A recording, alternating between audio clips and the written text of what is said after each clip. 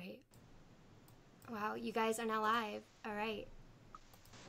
There we go. We got feed. It looks good. Wow, we did this correctly. Feels good, man. Hi, everyone. Guys, we are live with Peter Louis Zimmerman and Brandon Davis under the correct thing. Wow, look at us, professional.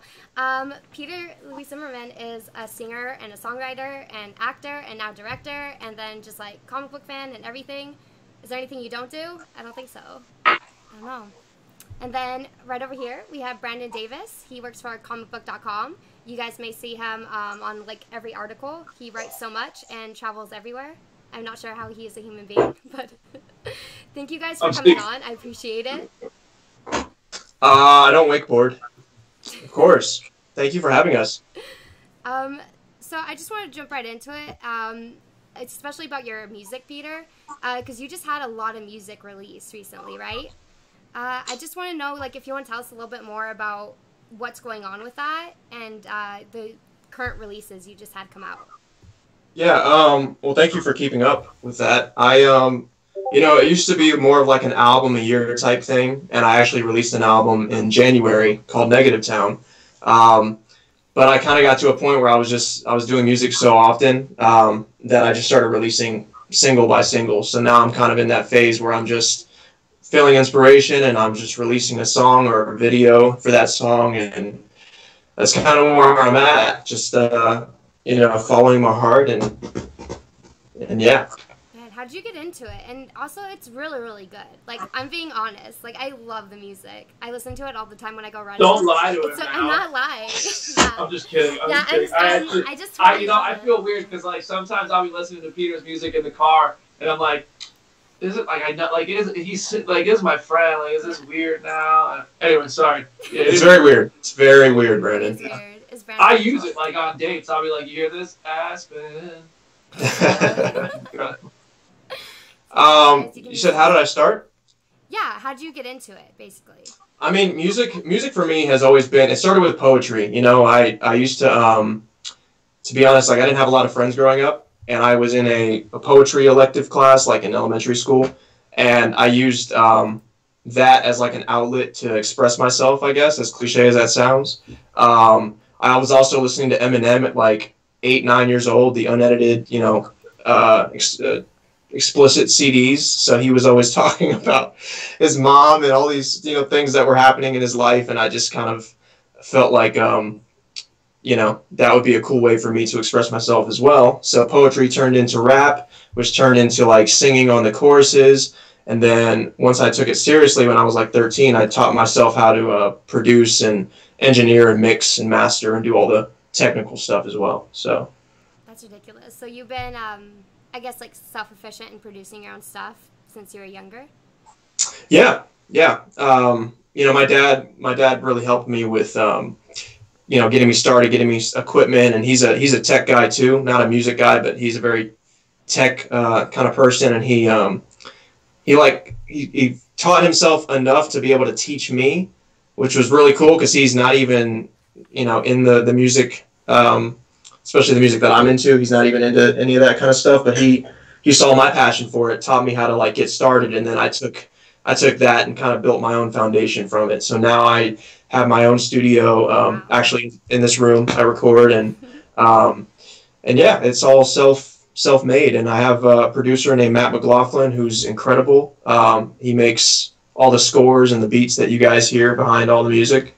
And yeah, it's just us two just really grinding it out. So that's amazing. He also makes music that people never get to hear that I sometimes do, and that is also good.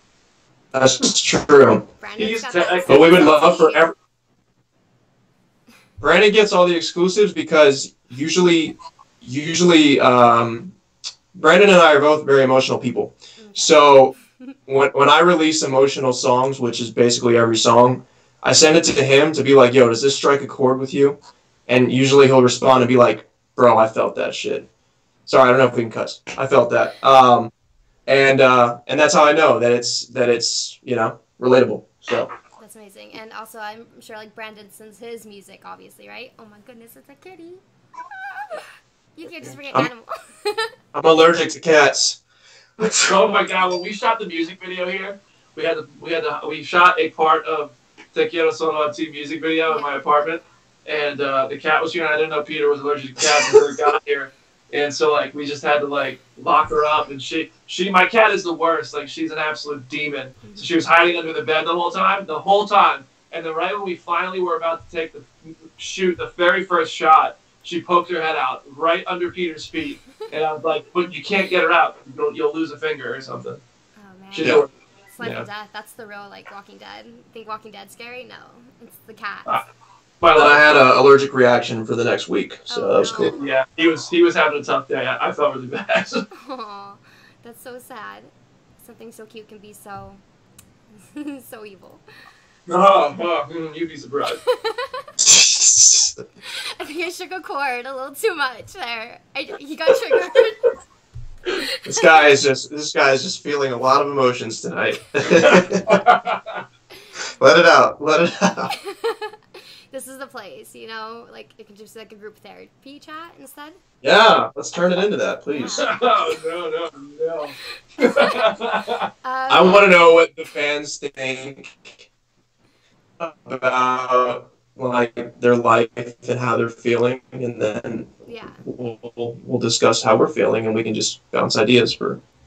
Well, you'll see. Well, I'm sure we're going to talk about it, but you'll see how I feel in the next short film. Oh no! All right, I'm excited for that actually. Real quick, Rampaz says, "Tell Brandon love the Gamecocks in the background." I don't know what that means. That means that's words, but yeah, it means something to you. Yeah. And then my apartment is a split between Marvel, DC, Walking Dead, and Gamecocks. Just all the sports.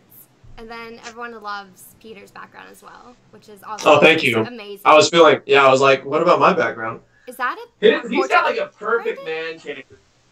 A portrait of Brandon? Yeah, I don't know what that is. I saw a portrait. Absolutely not. This? From far away, it kind of looks like it. This is actually a this is actually a portrait that Hope Project Arts did of Eduardo from. Oh, can you see it? Yeah. There we go. Oh yeah, now I see it. Oh, that's so cool. That's amazing. I can see the resemblance though, for sure. I can see the resemblance too. Yeah. I think it was like the beard from far away. Oh god. Yeah, probably.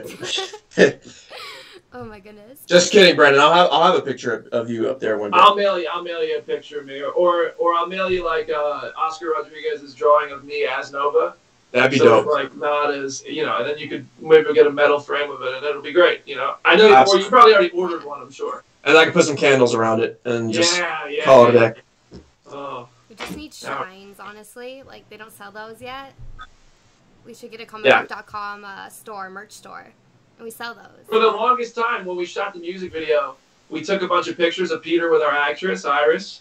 And so that we had to like put one in a frame. And for about a month after we shot it, that picture of them two was in a frame next to my bed. And every morning. Speaking of that, I don't think a lot of people know like how you two actually know each other. Just like how did you guys meet and like how did you start working with each other? I think the first time we met was at Walker StalkerCon in Atlanta 2 years ago, in 2017, I think. Yeah. And I mean, we're just like-minded people at similar points. Like we obviously have pretty different careers, but they're both kind of centered around film and TV in one way or another. We both have our own ambitions that are. I mean, like for me, my priority is my job at comicbook.com, like first and foremost, because it's invested a lot in me and I've invested a lot back into it. But I also have ambitions that extend beyond that, whether they're just as hobbies or things that turn into something, like I'll be happy about that. But Peter also, like at the time we met, he was involved with Walking Dead and, he had his music that he wanted to build. He has his own other projects he wants to create. And like when we started talking, like we first talked on Twitter, I think, and then we took it from that and just started talking more and more. And, I think I just shot him a text one day that was like, dude, let me direct one of your music videos. I'm interested in stuff like that. And he's, there's no question that a music video can, bring more eyeballs and ears to music. So like we both could benefit from it because I wanted the experience. He wanted the exposure and he had really great music. And I was like, great. And he sent me a bunch of songs. He sent me his entire album And like he had one song on it called 91, which is ironic because we're both born in 91. The whole entire story, if you haven't listened to it, I suggest listening to it. But he tells his own story of like growing up and all the hard things he went through growing up and like all the challenges he overcame and like all the things he wanted to do and still wants to do despite having accomplished, people telling him he's accomplished things, like in a feeling of still being a bit incomplete in terms of the overall goal. And I was like, damn, like I relate to this so much. And I sent him a pitch on that. And I sent him a pitch on a song called Aspen. And then we ended up like our schedules didn't line up, but it was like we connected so well on both of those songs. And then he sent me Te Quiero Solo a Ti. And then it just worked out that things happened in my life that I was like, dude, you know what? It's time to just act on this. Like I have the proper motivation. We should get together and do this. And then he came out to Nashville for a week and we did it. I mean, that's kind of the long version, I think, of how we ended up becoming good friends. Well, that's really I appreciate that, man. That was a lot of nice stuff. No, seriously. But, no, yeah, and the other thing I was going to add, too, is that Brandon's at least the first article that I saw of anything written about Eduardo was written by Brandon Davis from Comic Book. So I immediately followed him on Twitter, and I think I said, like, yo, thank you so much for, giving me some recognition. And I was working at Costco at the time. So, I mean, the whole thing was just such a whirlwind for me, like getting written about, being on a TV show, having, fans come in and follow you. It was just such a lot of things happening at once. But that's how we like initially met on Twitter. And then, we're the same age and we see a lot of things eye to eye. And yeah, like you said, a Walker Stalker, it was almost kind of like written in the stars. Not to sound cliche about it, but like, because like I said, we were on different schedules with so many different projects, but we still made a way to make the Quiero Solo a Ti work. And now we'll get into it later, but we have other projects that we're definitely like trying to hit hard this year. So. Wow, that's amazing. It's kind of cool how you just come from different worlds, different things, and like somehow meet together. It's actually funny that you said that we had a conversation. I was just in Atlanta yesterday. We had lunch together. We had a conversation. It was like we were talking about how like just things like Walker Stalker, The Walking Dead, comicbook.com, like just introduced us to so many cool. Like we met through it, but we've also I've met so many people like that, and I have new relationships that I wouldn't have. I think that is one of the coolest things about both of our jobs and like career paths and things like that. Like we've met each other, we've met so many other people, and the world has gotten so much smaller because of it. Like I love that. That's one of my favorite things. 100%. Yep. Yeah. Yeah, especially since you guys are actually like both on kind of two different sides. So I guess now, Brandon, you're like exploring the other side. But I mean, for a while, just like from a journalist to being behind the camera. So it's cool how like you two like specifically can come together, and also you seem like the best of friends now, which is really cute. Yeah, he's good dude. I'd like to think so. I mean, Yeah. He's a cool guy. Real quick, Johnny, who runs The Walking Dead social media, says hi. Johnny Odell. Oh. What's up, man? What's up, Johnny? I hope you had fun on the cruise. I wish I could have gone this year. And Beast Modes NY. I think both my of you bros. What's up, dude? My bros. Chris, you said? Yeah, Chris. I think Chris Probably is here. Chris. Yeah. Yeah. Chris is the man. What's up, Chris? Dude, Chris is like John Cena swole. Yeah. Holy shit. He's like... They're amazing. Yo. Yeah. They're New Yorkers. They gotta be. Yeah, it's true. What's it called? Speaking of that, Brandon, how did you get into that side of stuff, I guess? I mean, like, I just feel like I've, like, been a fan of comicbook.com for so many years and just, like, watching you write, and then I don't know how I found you on social media.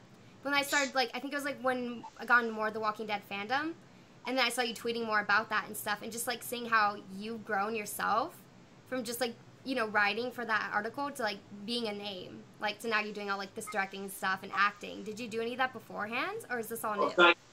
I've always, my whole life been interested in acting, directing. I just never, I never took action towards accomplishing anything in it until recently. When I was in school, it really is how I got my job at comicbook.com. Like, when I was finishing up school, I went to school, I started out as just a sport and entertainment major. I went to school just because I thought, like, all right, that's the next step. You go to school. And I'm glad I did now. I don't really, I use things I learned in school, and the degree was required, I think, to get my job, even though my degree isn't in journalism. Or it certainly helped me get my job, I guess. But towards the end of school, the story goes, dating a girl who played volleyball. She wanted to go to dinner with her teammates and all their parents and stuff, and like I ended up going to dinner with all of them. And I had been working on a script just in my free time because I was interested in filmmaking. I never thought like it would become something. And she was like, "Oh, tell Kelly's mom about it." So I was like, "Oh God, fine." So I tell Kelly's mom about it, and Kelly's mom was like, "Oh, that's like I love how passionate you are. And ironically enough, she said, "I'd love for you to pitch that. I'm friends with the president of AMC." And I was like, "Well, it's just ironic that it ended up being AMC." But and they have nothing to do with each other. My current status, like with Walking Dead, and like covering that, but. She was like, I would love for you to pitch to AFC. Like, you have so much passion. I was like, are you serious? Like, what? So we ended up, I was like, I want to take it one step further. So we filmed the first episode of this, like, what would have become a series in South Carolina. While we were filming it, I worked at a bar. And while I was at the bar one night, I ran into a guy who played Skills on One Tree Hill. His name's Antoine Tanner. And I was like, I totally oversold it to him. I'm not going to lie. I was like, dude, I got this series I'm working on at AMC. Like, I'd love for you to come like work on it with me and blah blah blah. And he came out the very next day. We filmed one scene with him because he was only in town for like that weekend, and then the local news station heard about it and they asked me to come talk about it because that guy got involved. And so while I was there, I was like, hey guys, I watch literally every movie that comes out. I would love to come do movie reviews for you guys, because I was like, I'm not going to get a TV show. Like, being realistic, like it would have been cool if I did. I was hoping I did, but I also was like, probably should figure something else out if something else comes up. So my friend Friendy Clairvaux, this amazing dude who is the morning news anchor on Good Day Columbia in Columbia, South Carolina, was like, yeah, man, I'd love to have you come in every Friday and do a movie review. So I did that. I'd see the movie every night at like 7 o'clock, like the preview show, 5:30 in the morning on Friday. I'd go in and do a movie review. That slowly trickled into a little bit more entertainment news with them, kind of an internship while I was still in school. And they offered me a full-time job as a morning news producer, which was a 1 a.m. to 9 a.m. job. Which was an incredible offer to get like out of college. I honestly though, I called my friend who accepted a job to do that 3 months earlier, and I called Shannon. I was like, Shannon, what is this job? Like, what do I do? And I don't know. Like, I had no idea, but I pitched myself as an entertainment correspondent. I guess they liked my ideas. I had so many ideas for their show that they were like, you should be a producer instead. I didn't want to be behind the camera, but I accepted it. And the day after I accepted it, I sent an email to comicbook.com, and I was like, hey guys, I'd love to come work for you and do video content if you don't have any. And they were like, well, what do you have in mind? So I actually went into the Fox studio, shot a video there, sent it over to comicbook.com, and they were like, cool, when can you start? And so I had to go to Fox and say, like, I'm so sorry, guys, but I have to take this other job. They paid exactly the same. It was the same exact salary. But I was like, I feel like this comic book thing could work out. And meanwhile, like, I didn't know about the Fox thing. It was like, it would seem like such a crazy grind to kind of even try to move up in the local news business versus being tossed into what to me was like the best opportunity ever. Hopefully, it seemed like a gamble because you never knew. Yeah. I didn't know about the site, but then since then I focused on comic book for 3 years, and now that I'm comfortable with my job at comic book, and it's really demanding. Like, I mean, the next 3 weeks I'm traveling. I'm probably not home for 12 to 15 days, but whenever I get time, I like to take that time to do stuff like with Peter, just local filmmakers in Nashville, because that's my original passion, was filmmaking and acting and stuff like that. I love that. Like, nothing's ever going to replace that. I could reach Chris Hardwick level of success in the geek industry of media, and I still will probably want to make movies. Yeah. But we'll see. No, I think it really shows through too, just in that short, because that's the first short you made as well, right? Stay. That's the first short you've ever made. Yeah, I did the one film before it, but that was more of like, I mean, that was the equivalent to like a student film. Yeah. It was called Shifting Gears. Don't look it up.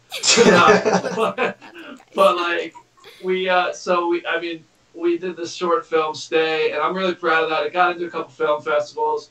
We had talented local Nashville people. I wrote the script and I played the supporting part in it and helped produce. And I worked closely with the director just because I wrote it, and like I had a very particular vision, but I might have nagged him a little too much. But he did. John Mason, who also works at comicbook.com, directed it, did a great job. His sister-in-law, Amy Beth Mason, produced it. She freaking killed it. She did so much for us to save money and everything and pull things off. But yeah, Stay was really fun, and I learned so much from it. And that's why I was like, all right, it's time to direct. And then the music video came up. Yeah, wow, that's really cool. And you both are just really, really good at it too. Thank you. Peter's a great actor, I gotta say. man, like Peter, working with Peter on stage, like, and he's so thorough. Like, when I was editing it, I was sending him cuts of the video, and he would send me back like notes, like, hey man, like I don't know about this line, like, and I'm like, I love his attention to detail. Like when we were on set, like he had ideas of his own. He said, what if we do this? What if we do that? And we had I had one specific thing during the bar sequence, and he was like, man, this isn't working. And like I was trying to force it to work, and he's just like, dude, like let's make this work. He knows what I'm talking about. And he was like, let's make this work. And then we ended up we shot it kind of the way I wanted to, but it didn't go exactly as planned. He's like, dude, just don't even force that into the video. And it was a good call, because if we tried, it would have not worked. And it's like, he's got a lot of good ideas. He's super talented. Appreciate it, bro. Yeah. Likewise. Thanks, man. Some people in the chat are just saying, like, yeah, your dedication and passion really shows. And I think it really does, like, for both of you, because I have the links for them in the chat if you guys want to click on those coming up. But, yeah, they're just, like, amazing little shorts. Like, you would never guess that was your first, like, time making a short. But I guess you both have, like, lots of experience, too. Just, like, working within the industry. But still, just the way... Right. The way it was directed, too, with all the little intercut scenes, I think both of you had that in both the shorts. Like, just the little, like, cut-to scenes from before and after. Oh, yeah, the time, playing with time and stuff? Yeah, playing with time. Well, I'm also a huge Lost fan, as you can see here, so I'm big on, like, manipulating with flashbacks and time and stuff. Yeah. Real quick, Chris says he'll be in Nashville in April, Beast Mode. Chris, dude, I'm moving into a new house in April, and hopefully I'm in town when you're here. Hold on, let me check the questions. But what do you both hope, like, people take away from watching your films, I guess? Like, is there some stories for you guys, or just entertainment value? Or what were you going for when you were making it? So, I mean, with mine, it's, you know, mine was more about, it was an idea that my friend Sante and I came up with, and Eye for an Eye, for those who don't know. Which I submitted for a festival called the Moment Invitational, and it's all about mobile filmmaking. And basically, our phones are so technologically advanced these days, where you can basically download a couple apps and put a couple lenses on your camera and make something out of basically nothing if you have an eye for it. And so yeah, that's kind of how it started. And then like the story. Was really just a story that we wanted to tell about, you know, betrayal, and something that kind of happens in society, a lot in inner cities, you know, with gangs and gang initiations and stuff like that. But you know, every takeaway is different depending on what story you're telling. But for me, in terms of like the general picture, what I want people to take away from just watching my work, you know, behind the camera, I guess, would be just, I really want them to watch it and just kind of get that, like, that chill factor. That's what I like to call it. You know, I love playing with slow-mo, and I love music incorporated into film, because, you know, if you can do it right, you can really hit, you know, no pun intended, you can strike chords with people and, like, actually, you know, make the hairs on their arms stand up at certain points if you just show the right shot with the right beat of music. So yeah, I mean, I guess that's kind of an answer, but no, yeah, I mean it is. Yeah. Everyone just has like different intentions. Basically, that was it. You know, like what was the story for? I guess, you know, if that doesn't make sense, if my question makes sense. Your question makes sense. I don't make sense. I don't want to speak for Peter, but I think both of us would agree on this one. Like, we both want people to know like what we're capable of in terms of filmmaking as well. Mm-hmm. Like, you know, but just to like show that, you know, we're pretty serious about this. Right now, maybe it's just a hobby, I guess. But like, well, for Peter, it's a profession. For me, it's a hobby. But in terms of the things we're doing ourselves, it is kind of a hobby. Like, and it's to prove and hopefully get more work in it down the line. Yeah. But ultimately, you can't. The only way you're going to get taken seriously is like doing things like he said. And for me, I mean, if you stay, I feel like people who understood it, I know that we left it kind of open-ended in the end there. It was a little ambiguous what happened at the end of Stay. But the thing I really like, I love hitting people emotionally because, you know, we can act like how we want to act on social media. We can act like our life is perfect. We live a life that we want you to see. Mm-hmm. But in the end, we all have our moments of vulnerability. We all have things that we don't want to admit aren't perfect. And some people do, some people don't. I like to act like life is all great and grand, just because nobody wants to see you bitching and moaning on Instagram. Like, people are gonna follow me because I said I had a shitty day. But, so in filmmaking, it's kind of a creative outlet to show off kind of how you're feeling, I think, or you felt in the past. So with Stay, I mean, that story for me was really personal, and the metaphor for what it was in my life was you would never even guess, but it was like it was like, imagine having a conversation with somebody that you never, like, you might never get to have again. What would you say? And I was very much inspired by the ending of Lost. I don't know if people watching are familiar with Lost, and a lot of what I do goes back to that, because that's how I learned to write. I read screenplays from Lost. That's how I fell in love with television, was I watched Lost. From the very end of Lost, Jack Shepherd walks into the church and meets John Locke there, and John has been dead for who knows how long, and Jack just died. Spoiler alert. But I was going to watch it tonight, man. Wow. So John says to Locke, though, he's like, we've been waiting for you. And in that moment, I thought, like, how much would you have to say to a person who died before you? Like, when you meet them, wherever you go, whatever you believe in, what would you say? What would be the first thing you talk about? What if you only had 5 minutes to do it? So that was what I like to say. And I really liked giving the emotional gut punch at the end. I love hitting people emotionally. When we showed it to people and people cried watching it, that was, to me, was the best thing ever. And, like, sorry I made you cry, but we did our job. Yeah. No, that's the best. We can evoke those emotions. Chris says that Eye for an Eye left him wanting more. And I agreed. Like, I just want to continue. Like, why was that guy there? Why was he in trouble? Thank you, guys. I have a couple of questions from the chat. Remet wants to know, does comicbook.com have plans, like, to ever utilize Twitch as a platform to reach an additional audience? We've thought about it. I'll be honest. Well, we don't have any plans right now. It could always change, but it's really tough kind of for brands to use Twitch, because Twitch is about the user interaction. Like, Twitch is about you reading the comment section right now. And you remember that you have loyal viewers and you have a great fan base and you've done a great job developing that, whereas a brand like Comic Book would be, I think, feel to the users on Twitch more just like a machine, I guess. Does that make sense? Yeah. So I don't think many companies have succeeded on Twitch. I think it's a lot of personalities that succeed on Twitch. So I don't know if it's something we're going to play with, but we've thought about it, but we don't have plans. Okay. Oh, and also PK wants to know, for Brandon, do you like to incorporate Lost mystery box concept in your directing and writing? And also, do you have a favorite season? My favorite season was probably 5, because I love time travel. And if not that, probably the first season. And I do like to incorporate Lost. I mean, Peter can probably vouch for this. Like, every conversation we've had with freaking projects I've pitched to him, and when I start bouncing ideas around, he's like, dude, stay away from this, stay away from that. And he could probably tell, like, based on what we're talking about right now, where those ideas came from, that they're often spawned by influences by Lost. But yes, absolutely, I like to include those mysteries in the scripts and whatnot.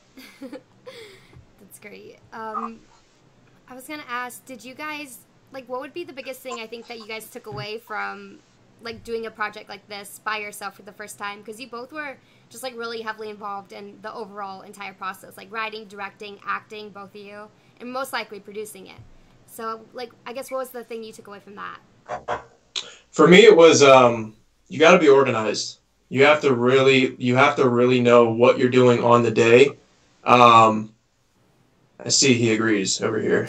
Yeah. It's so true, though. It's so true, because I tried to shoot a short film, and it was a complete disaster, not because the idea wasn't there, but because I didn't have anything organized, going into that day in terms of what shots we were getting. And it was kind of just like, it's not like music where you can just get into the studio and draw inspiration and just record something, because you're there. You're dealing with people's time, depending on what kind of budget you're working with. Time is money. So there's a lot of different factors and a lot of other people that go into it that you really have to be considerate of. So my biggest takeaway was, in terms of the shooting, you have to be prepared for that day. And then writing, writing is forever changing. That's why, like, Brandon can tell you about this, but, like, when we get scripts for whether it's Walking Dead or anything else, you'll get new scripts the day that you're shooting. I mean, things change all the time, and you know, beats change, and how this character is supposed to interact with this character, or even this look is supposed to, you know, make this person feel versus, you know, whatever. So many things are ever changing, and you got to be willing to roll with that, and just take it in stride. So I think that would be my biggest thing so far, you know, in terms of the behind the scenes. Yeah, I mean, the preparation is so important. Preparation is so important, and also just not trying to bite off more than you can chew. Like when we shot the music video, the sequence of it that was in the bar was just, my inexperience definitely showed there. I think because there were so many moving parts, and I tried to do so much. I mean, it came out. I'm proud of how it came out. I really am. But I learned a lot, and I mean, I say this on every project. One of the things I always learn is I still have a lot to learn. So just being organized, being prepared, and properly communicating with everybody involved is so important. It's so important. Yeah. Yeah, it sounds like mainly the same thing for both of you, which I guess is like probably just a lot of trial and error. And Chris brings up a good point. He wants to know, Peter, did like The Walking Dead help at all? Like being on a major production like that help at all? Like directing your first short film? Oh, 100%. You know, I think that just understanding what you want as a, I mean, you see, when you see both sides, you're gonna have a better perspective. Just, you know, from being on set working with Greg or Mike Satrazemis or any other director that I've worked with, it gives you an appreciation for, you know, a lot of times as actors we get really self-conscious about our performance, and we should, you know, we should be very critical, and we should do our best to be our best on the day. But a lot of times it's not just your performance that directors are looking at. There's so many different little things that matter, like light and just like technical things that you shouldn't even like take personally. So I think that, you know, that kind of gave me a new respect for how much goes on behind the camera. But yeah, you know, working on sets for the past 10 years has really just taught me, has prepared me for, I think, you know, getting into this new light with directing. And, you know, just like Brandon said, we're still learning. You know, I'm not anywhere near where I want to be. I know he could probably say the same. But the key here that I want people to take away from my journey is, you know, as an actor, we audition, and we book that one role in between those 100 auditions. And that one role could last 3 years, like Walking Dead, you know, and that could be great. That could be your peak for relevance for the next 3 years. But if you get complacent and you just ride on that, then, you know, what do you really have and what are you really learning? So I think that with what I'm doing now with writing and with directing, it's not an overnight success story. It's just literally I want to get this down to where in the next 5 years, maybe I can call myself, you know, a director of a film like Ryan Coogler to Black Panther. You know, maybe I can do something major scale because my experience on set as an actor has led me to this point, and I've also done the training for it. So you got to stay busy. You got to keep yourself motivated. That's it. I guess, yeah, you just got to keep trying and failing, or maybe it works out, then you know. Yeah. I guess, is working with a large ensemble like different than like writing and directing for a smaller cast, would you say? Like, what would be the difference you would like say is between working with a large ensemble when there's a lot of people on the day, and then working when you're just like in a scene with 2 people? I guess that's the question here. Oh yeah, I mean, I've only ever worked on one project called Less Than Super, which was a lot of fun. And that was about 8 people in one scene for me. It was probably, as an actor, I did that. And it's interesting, there's a lot more waiting around as an actor when you're in an ensemble scene. But also, I mean, from a directing standpoint and a writing standpoint, you just have to think of how you keep your characters true to themselves in those type of situations.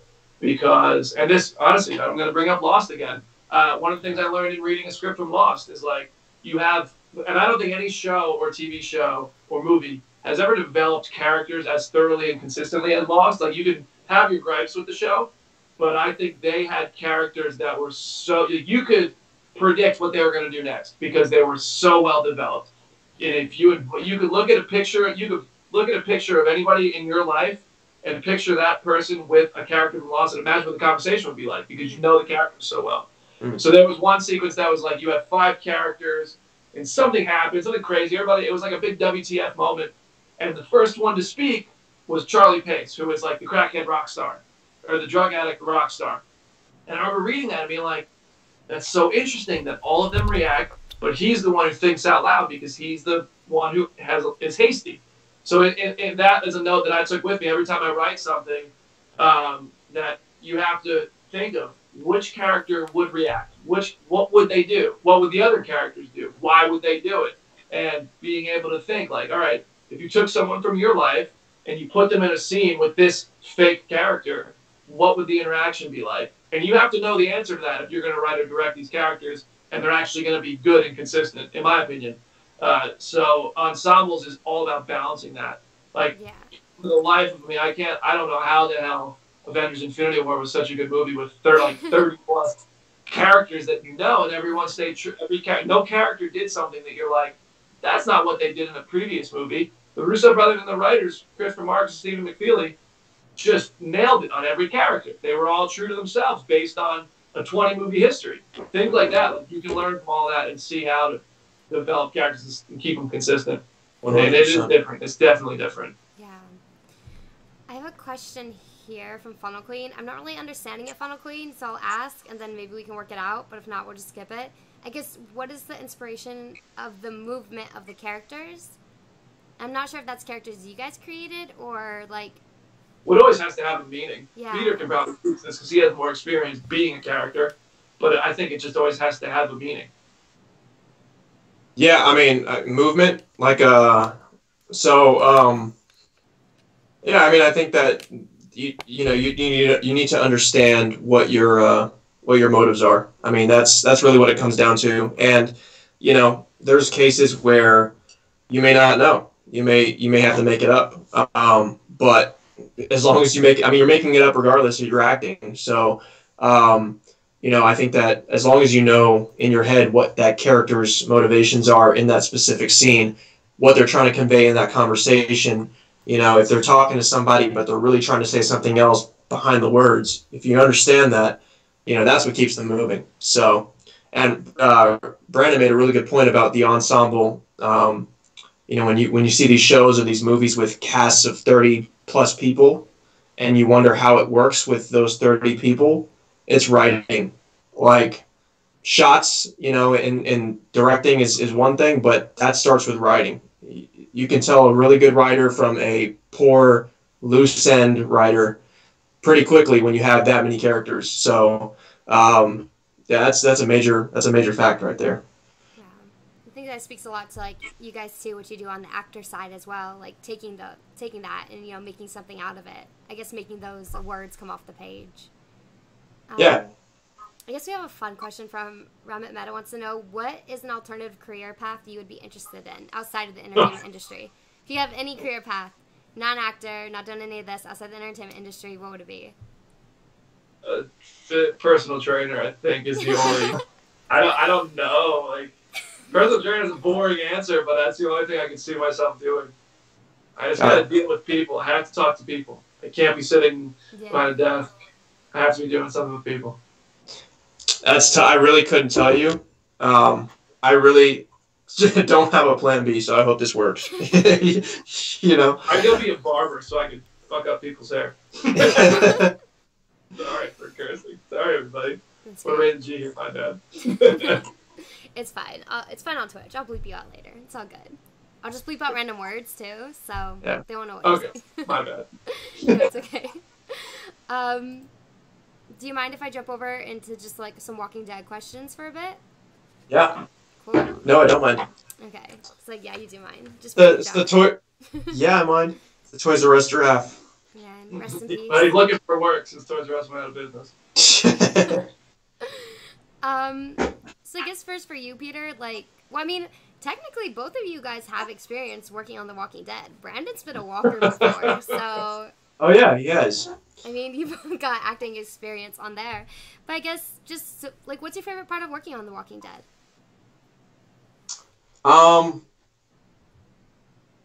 That's tough. I mean, there's so many cool aspects of it.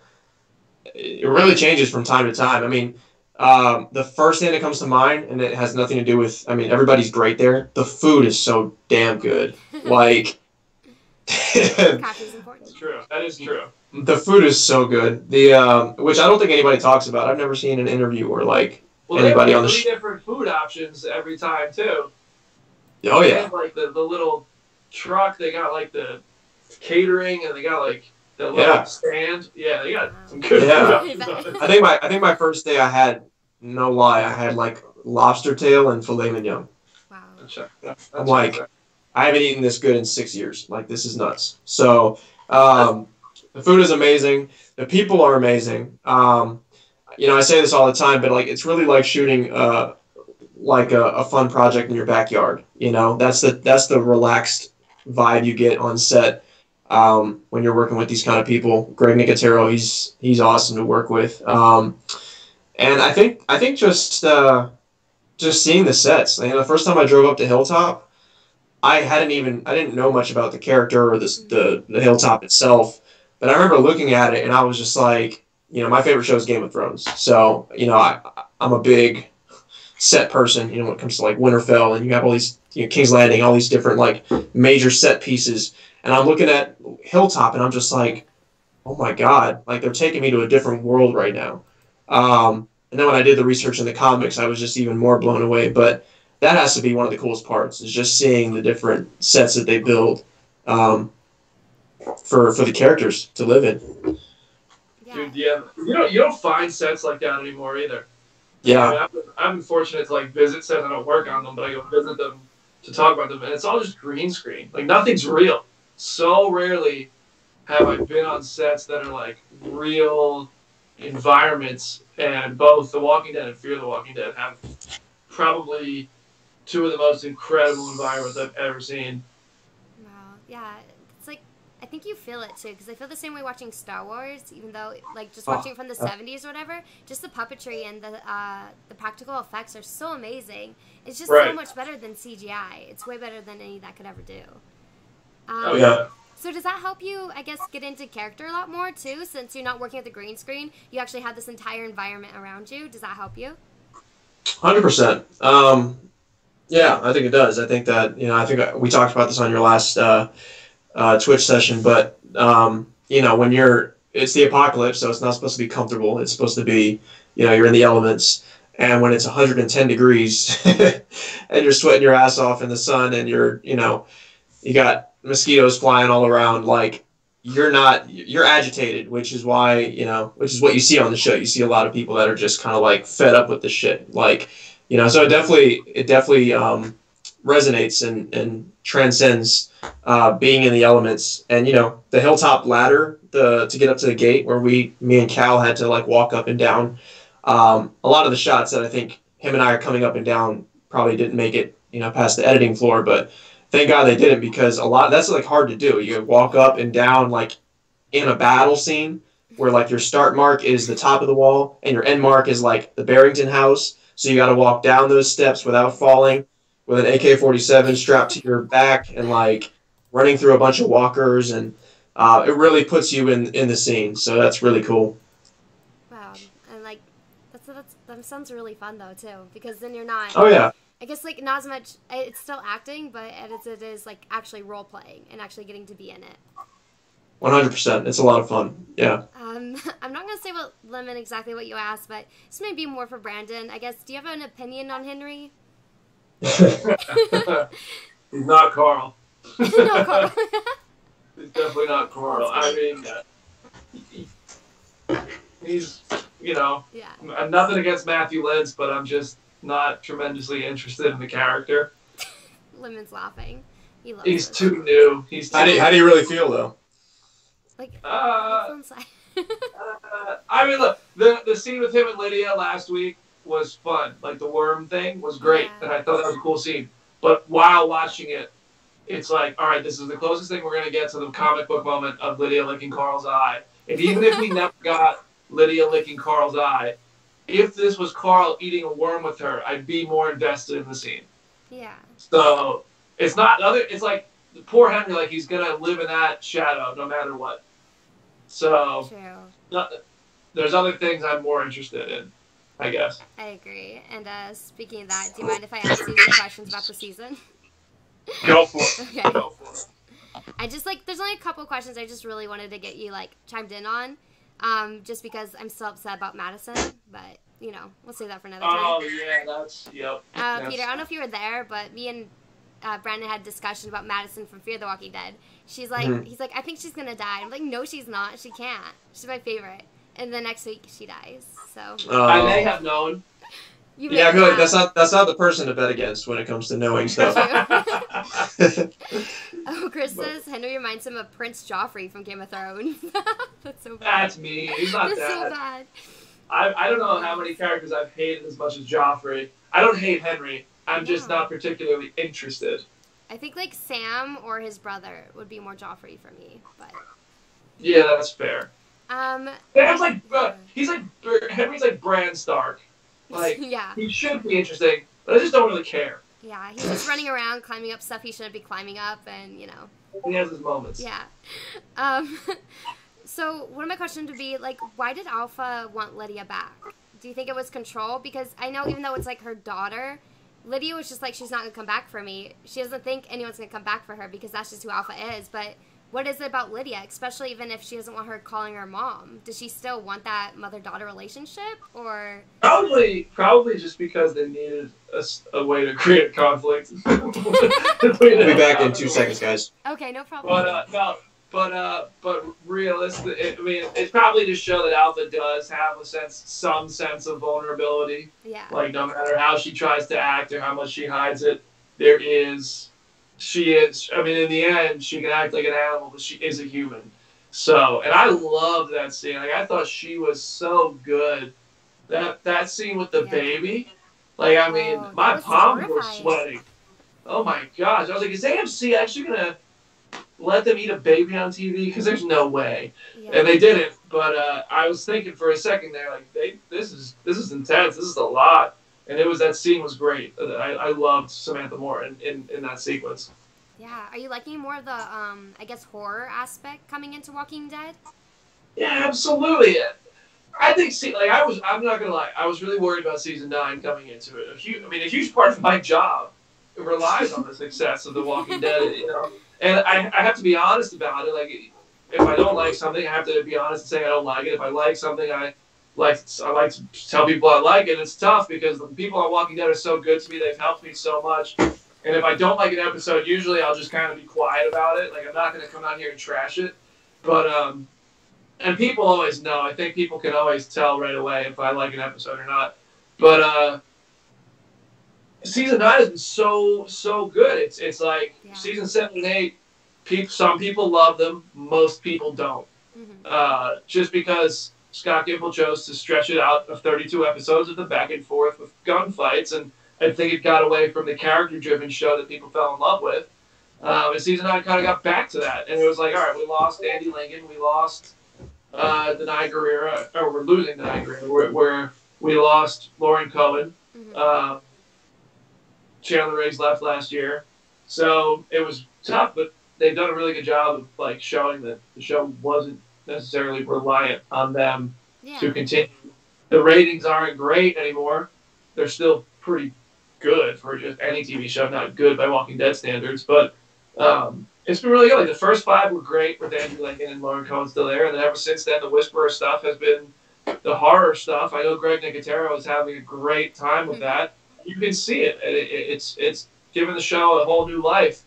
9 years into the show, and it's it's back to season 5, season 6 quality, if you ask me. No, absolutely. I think it's just getting back to those other roots, and I think it kind of shows, even though those characters are great, that's not The Walking Dead. Those characters are in The Walking Dead, but that's not The Walking Dead.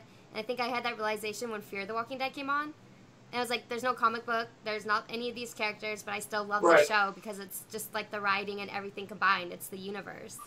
Right. Yeah, I didn't like Fear the Walking Dead at first. I thought the first season was tough.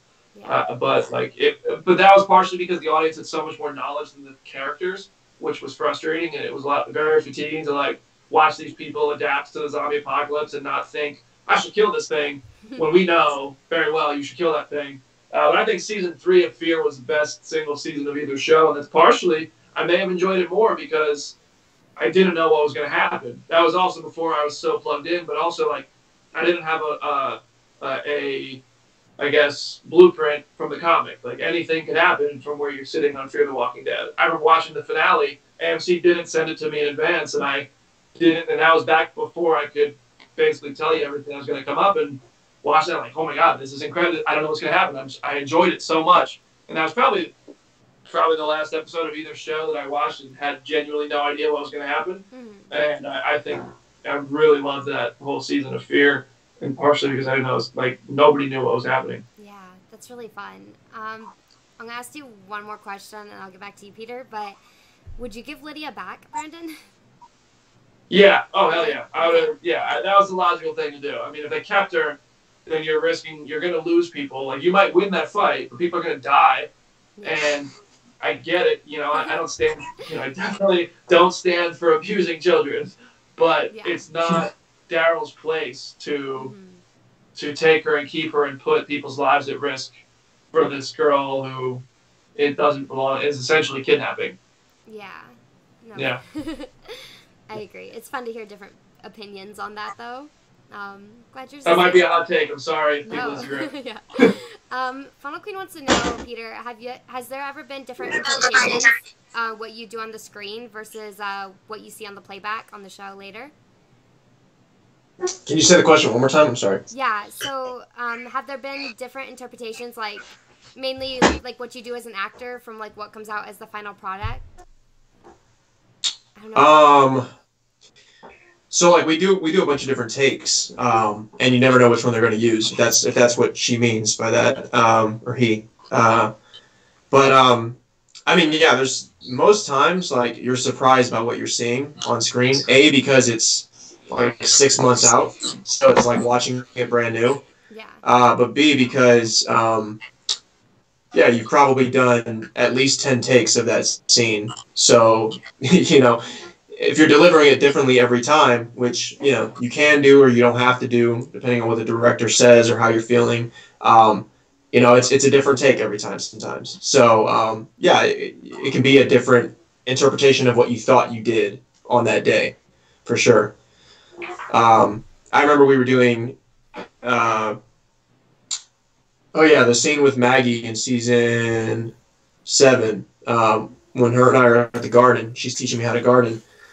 That whole scene, it really felt like when we were shooting that, like the camera was on Xander Berkeley, on Gregory, and I had really no idea that they were like kind of on my face for that. So when I saw that actually air, I was like, oh crap, they're kind of like on me and Maggie right now. So that was definitely a shock. It was a good shock, but it was definitely something that was different than what I expected. I guess that's fun too, as an actor too, just to see which one they picked. It's like, was it good enough? Which one did they do? It can be really cool and it can be really bad. There's horror stories you can ask any actor, where especially if you're I wouldn't say starting out, but if you're doing like day player work or like guest star and you're not necessarily a series regular or recurring, there are times where like you're holding on to one scene from one episode and you're telling your whole family, which I've had happen to me before on a show, and I've told my whole family, like, guys, come over. My dad made dinner for everybody. My big scene, and I was in it, but like I had like eight or nine lines, and I think for time, I hope it was for time, not my acting. It got cut down substantially. And I just remember, like, my mom and my dad are so supportive. They were just, oh, that's really good, but I felt like crap because I know what I did on that day. So there's an upside and a downside to not knowing what you're going to see when it comes out. For sure. That's happened to me twice. And it's like, you got the experience and you're like happy, but at the same time, you're just like, dang it, what happened here? Yeah. Oh my gosh. That's so funny, but also not funny. Sorry, not sorry. It's funny. I like usually when I do my interviews for like Sunday night shows, like typically what happens is like AMC will send me the episode on Wednesday, and then I'll do an interview on Thursday or Friday, sometimes Saturday. But the actors have never seen the episode. Like nobody gets to see the episode in advance. So like I remember one time I did an interview. Actually, I don't know if I can say who it was, but I did an interview with one of the actors, and he was like talking about the episode, and I was like, you know, what about this scene? And he was like telling me, yeah, it's great. He started talking about this whole thing that I had no idea what he was talking about, and I was like, wait, I didn't see that scene. And he was like, wait, I haven't seen the episode. Was there a scene where I did this with this character and this and that, and it was like a dream? And I was like, no, it wasn't there. And he's like, oh crap. Well, just take all that out, I guess. He was like, just don't. Yeah. He specifically was like, don't publish that because I don't know if they'll ever release it. And I'm sure like there's probably so many more deleted scenes than you get on the Blu-ray. 100%. Like, yeah, there's so many because they film so much and you never know what's gonna work and you have to taste the episode and stuff. Yeah, there's one that shocked me. I think it was from season 1. I didn't know that there's a cutout scene where they show that the Vatos were all dead. Yep. And I never seen that because when that season came out, I was 12 years old, so I really wasn't like on YouTube and all that. But I never knew that. I think until like a couple months ago, and I was like, "Whatever happened to the Vatos? Will we see them again?" And people were like, "Nah, they're dead." And I'm like, "What?" And they're like, yeah, there's a cutout scene of this. I'm like, that is such important information. It's so confusing. It's crazy how much does get cut out, though. Just like certain scenes I've seen with like Rick and Michonne all the time. It's crazy, but yeah. So, but I mean, at least it's like good for you guys. You get the experience. But do you guys have any fun behind the scenes stories? Like for you, maybe on set, if you have any, or like funny or fun? And Brandon, like, I mean, you visited set all the time. So, do you have any from that, like your experience going on set, or anything you would take away from being there? I was on set the day Andrew Lincoln wore the old man Rick getup. Yeah. And one by one, I saw all the actors show up to see him. Like, as an old man, and that was really cool. Also watching Jeffrey Dean Morgan, I was in the scene where Jeffrey Dean Morgan killed Simon, and like everybody showed up wearing a mustache. So like Lenny James showed up, and Josh McDermott showed up, and Andy showed up, and Ross and Melissa McBride, they were all wearing like a Simon mustache. That was really cool. And like Steve and I gave a little speech at the end, and that was probably the coolest moment I've ever been a part of. But also being a walker is like just cool in general. Like I did that once, and people look at you like it. I'll never forget this. Hold on, okay. So when I put my first walker makeup on for the first time, which takes like 3.5 hours, those people, they don't get paid enough. I'm telling you right now, they're the stars of the show. Sorry, Peter, but those people work. You're totally right. That makeup is hot. Yeah. And so I walk up and I'm covered in zombie stuff, and they use the same actors and stunt people and extras as walkers, and it's a very competitive thing because apparently I learned, first of all, they had like 200 the day I was there. I was there for episode 100, and it was the scene where they kind of attack the sanctuary and Rick sends the whole walker herd to the sanctuary. But so they use the same walkers, but only 9 or 10 at most get the full walker makeup. Sometimes they have a rubber mask, and then some of them just have like a little bit of what looks like dirt on their face, and they layer them into the herd so that they're in focus on the camera. And I mean, you have to. You can't possibly put that makeup on all those people. But I got there, it was my first time ever, and these people didn't recognize me. And so I walk in, and one person covered in zombie guts, and another person covered in zombie guts, like, "Oh, hey, Kelly. Hi, Tom." And I'm like, this is so like walkers are just talking to each other. But then they said, we need all the walkers on set except for, I don't remember the woman's name, and Brandon Davis. And all these walkers who weren't, they call them hero walkers, are the ones who get the full makeup. They call those hero walkers. And they said, except for Brandon and so-and-so. And all these people without the full makeup stood up and they're like, oh, I guess you're special on your first time. And I was like, yeah. Bitch, I am special. But they're like, how did you get to be a hero walker? And I was like, I'm friends with Greg. I don't know. I'm sorry. And they're like, I've been doing this for 4 years. I've never been a hero. And I was like, I'm really sorry. I don't know. I'm just happy to be here. And they're like, it was like Mean Girls. Oh. Like those walkers are really actually vicious. Wow. Just so you know. Yeah, they actually a lot of them were very friendly. Yeah. But there were a few who were unhappy that I was the hero. Yeah, and some of them were like Resident Evil ones. Like, they just come at you no matter what. Yeah. That's so funny. I was trying to think of a moment on set that I hadn't already talked about that was funny. Because there's so many little things that you forget about. There was actually, at the hilltop, there was a chicken. Because, there's like farm animals there. Mm-hmm. So, I think we had a cow the first season. And then like the second season, it's not even, it's just random as hell. That's why it was so random that it was funny. It was there was like a chicken coop where the garden used to be in season 7, in season 8.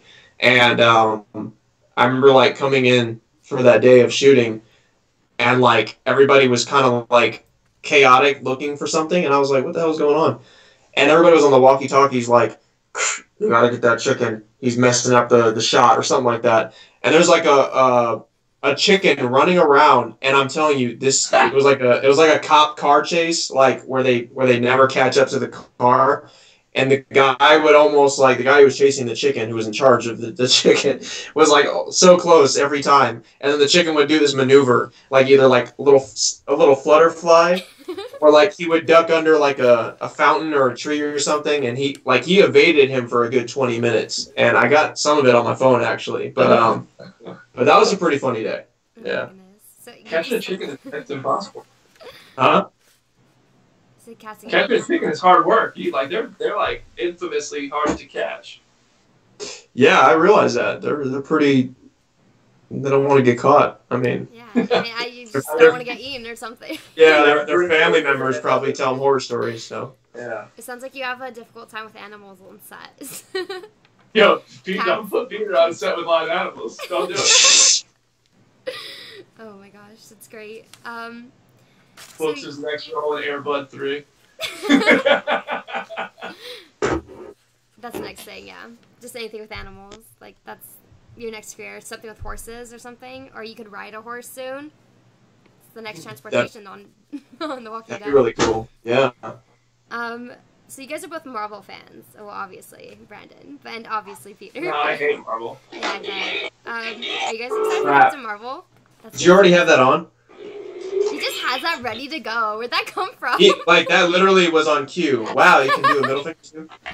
He's had that on the entire time. He was waiting for the Marvel question and just like, look at this.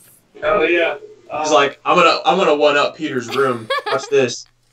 Dude, you got the man cave, alright? I don't have a man cave. I'm sitting in my living room, alright?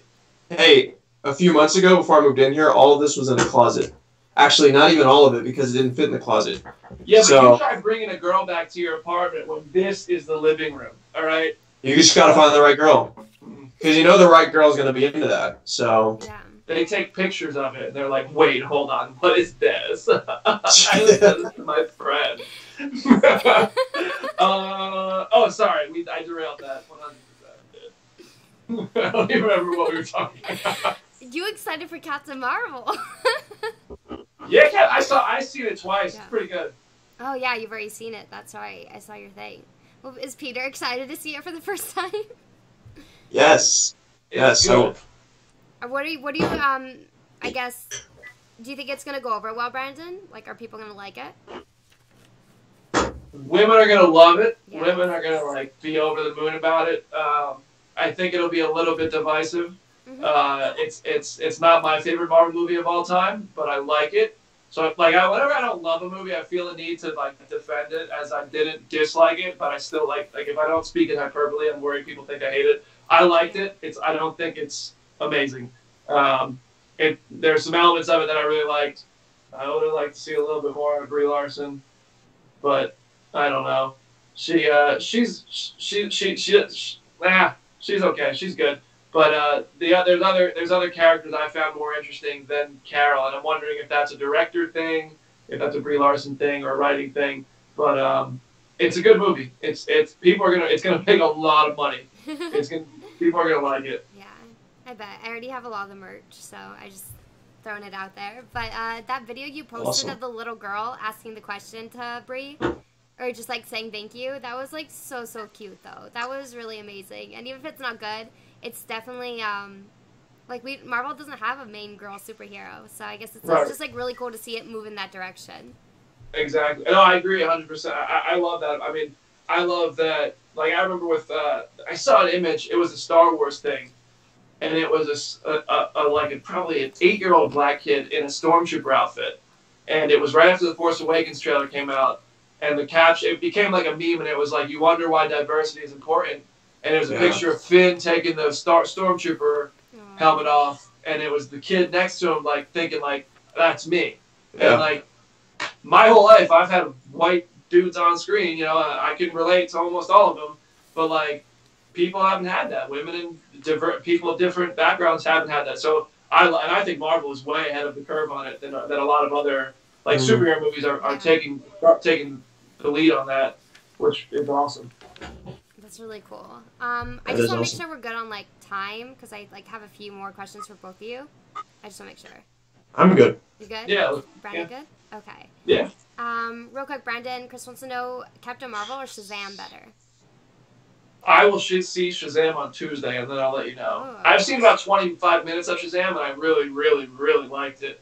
But I can't. I don't want to make a call yet because I haven't seen it. Yeah. What's it called?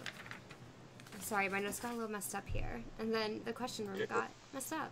I don't know what's happening. No worries. No worries.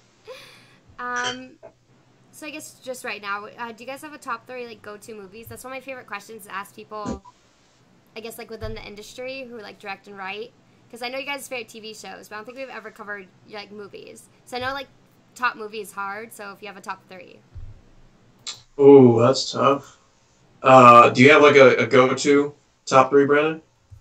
Are we talking top of your head? If I'm just throwing a movie on? Yeah, like your favorite movies, I guess. Your top 3 favorite movies. Probably, I mean, the 3. Wow, that's tough. I don't know which one gets so that I can do 4. And A Star is Born definitely doesn't get knocked out because it's probably top of the list. I love A Star is Born. I learned about filmmaking from A Star is Born. I love every aspect, every inch of that movie. The new one, the Bradley Cooper one. And then 2012's Avengers, Guardians of the Galaxy, and Inception.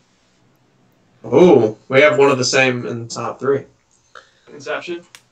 I'm one of the biggest Chris Nolan fans. Yeah, so I would actually put 2 Chris Nolan films in the top 3, which would be Dark Knight and Inception.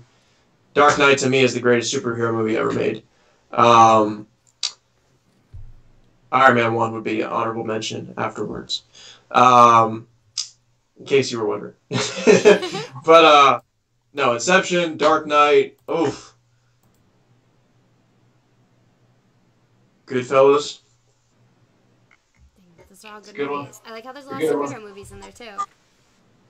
Look at we're nerds. Speaking of that, Brandon, you went somewhere to talk to students. It was like a college, right? What'd you go to talk to them about? I graduated from the University of South Carolina in 2014, and they invited me to speak at a couple classes this week, which was awesome. I just said a lot. Like I said a lot of things that I wish I would have heard as a student, because my background. I mean, I don't really share a lot of personal history, but like I think everything I have, I've had to really, really work for. And I've been kind of given that example by my mom. Like she worked her ass off to raise me and my sister. And I got to go to school, and I consider myself lucky to even got into school there. And I feel like even while I was there, I still took some things for granted. Because when you're in college, like I told these kids, I was like, you can do anything right now, and it doesn't matter. Like there's not consequences for failing while you're in college. And you have every resource at your fingertips.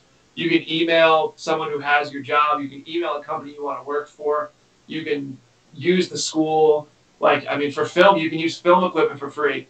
And that's what I have experience with. But in terms of business, like you can go shadow somebody at a business. And I told them, I think, I wish I would have kind of written down more of what I wanted to say to these kids and just kind of blurted out as it came out. And then they asked a bunch of really cool questions, and that led to more of a conversation. But one of the things I said, I'm going to look into speaking at more schools and this is something I'll say at all of them, but just try everything and fail 1,000 times, because you'll learn, you'll grow, and you can do that now. When you get older, I mean, I'm only 27, but if I fail now, if I fail on the stage at comicbook.com, I'm not going to lose my job, hopefully, but I'll remember that. People will remember that. And it's interesting, and this is, I guess, a bit of a name drop, but at the after party of the premiere for A Wrinkle in Time, I actually ran into Oprah, Oprah. And I was like, holy crap, you're Oprah.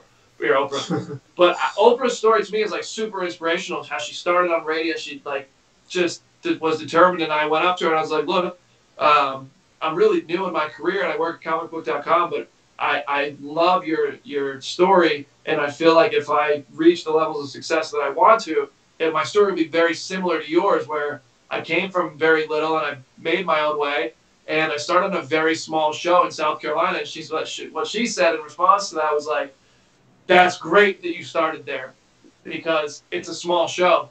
Not that many people were watching, and you got your mistakes out of the way, and you messed up when you could, and you learned from it. And I was like, that's so true. And I mean, when you're in that smaller stage, you can fail, and you can take risks, and you can take chances. And I wish people would have told me that. I would have taken so many more, and I would have used every resource that the school offered me, and that just being a student offered me. And probably I look at my old videos when Comic Book hired me, and I'm like, what were they thinking? So I wish I would have been better then, because I'd be better now. Yeah. I have a lot to learn, and I've grown so much in 4 years. But imagine if I used those 4 years in school to grow even more. And it's just, you can do all that while you're there. Yeah, that's amazing. I think I like to call you guys personally a power friendship, just because it is amazing, because both of you just at your levels of success too, you just are just so nice, and so nice to the community around you, and definitely always want to motivate and support everyone around you, which is really, really cool to see, because a lot of people, once they get there, they're there and they don't want anyone else to be a part of that, I guess. Yeah. Well, can I add to that real quick? Yeah. If you don't mind?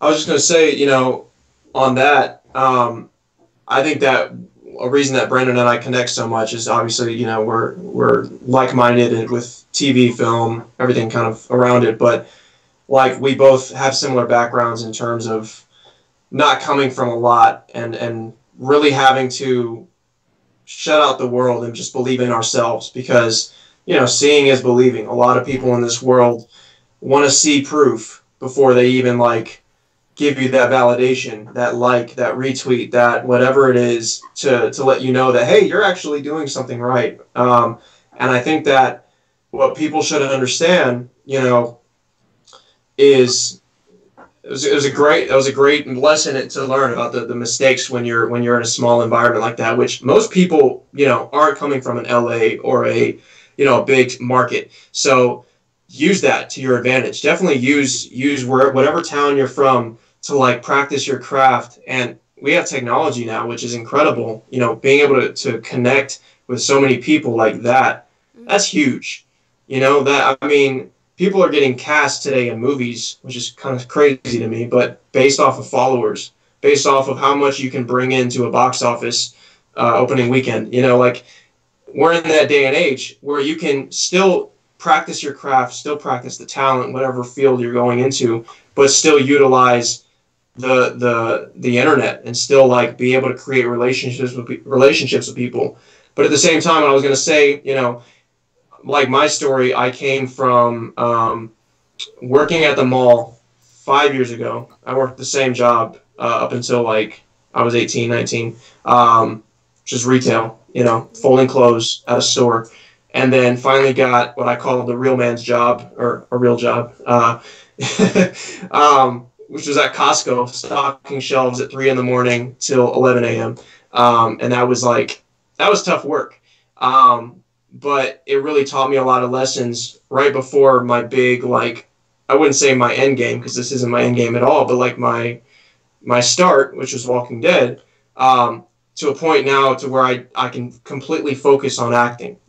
My day job is auditioning, which is the biggest blessing in the world, and I don't take it for granted. Every day I wake up and I thank God for allowing me to do what I love, that in itself is a dream come true.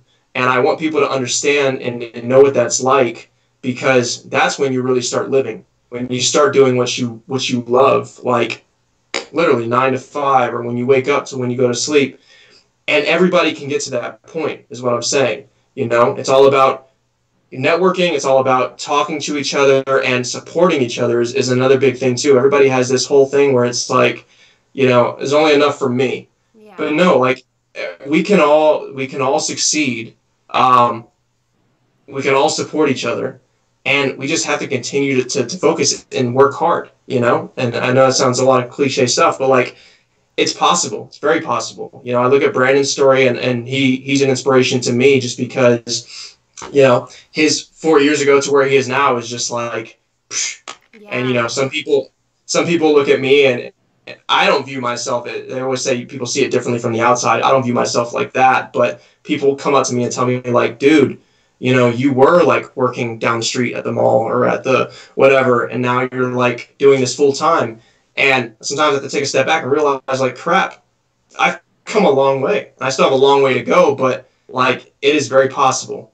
And it's all about your mindset. It's all about how you perceive, like, I don't know, I'm going off on a tangent, but yeah. It's when you talk about, like, you know, journeys and how people like change after success.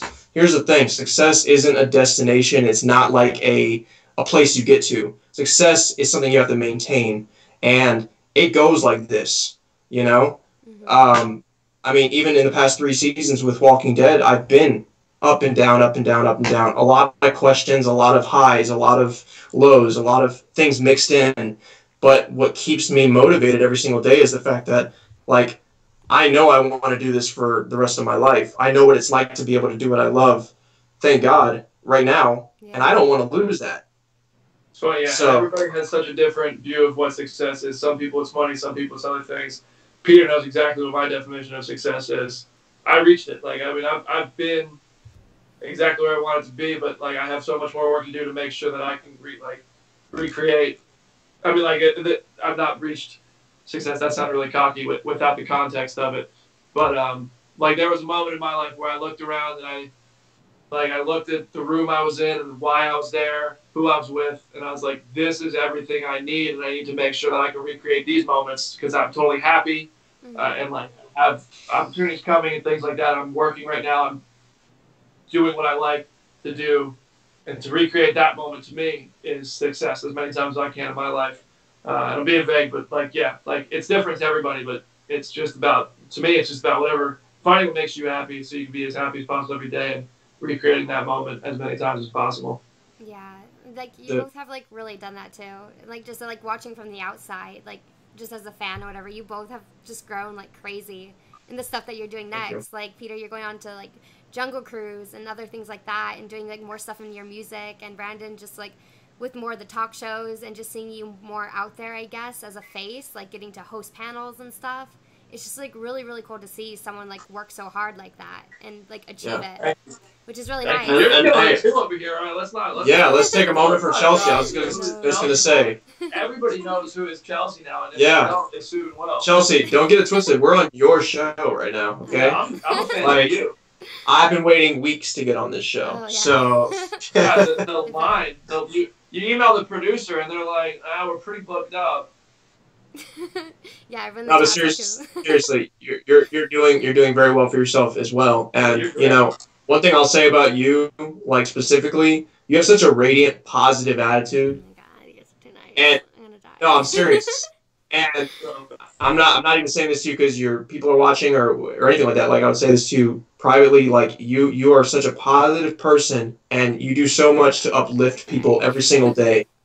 No, you do so much to uplift people every single day, and that's exactly what I was trying to preach, is that, like, we can all succeed.